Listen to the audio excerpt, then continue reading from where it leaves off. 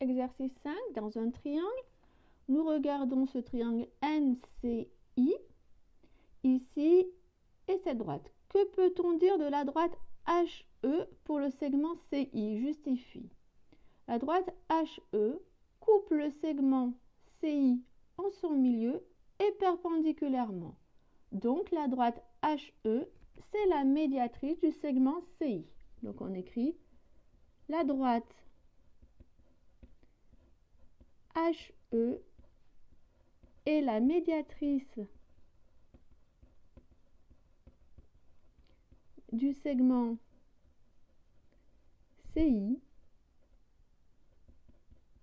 car, là on justifie, car elle coupe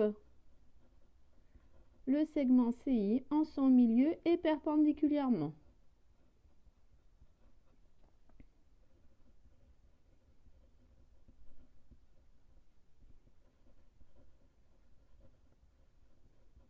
Et ça, on le voit avec le codage.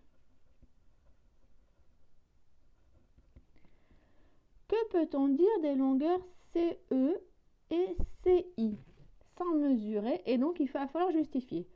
Sans mesurer, je suis sûre que la longueur CE est égale à la longueur CI. Pourquoi? Parce que le point E, il est sur la médiatrice du segment CI, donc le point E est à égale distance de C et de I. On ne s'occupe pas de ce segment NI qui nous embête. D'accord? On peut le cacher. Et finalement, si je le cache, je sais que le point E est sur la médiatrice du segment CI, donc il est à égale distance de C et de I. Donc j'écris que CE est égal à EI, car le point E est sur la médiatrice du segment CI,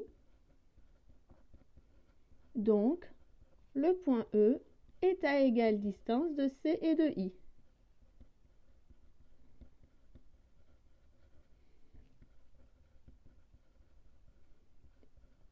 Des points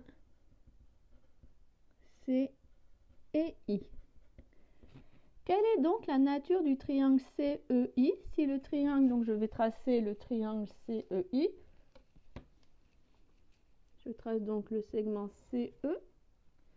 Et j'ai donc le triangle CEI. Je viens de montrer que la longueur CE était égale à la longueur EI.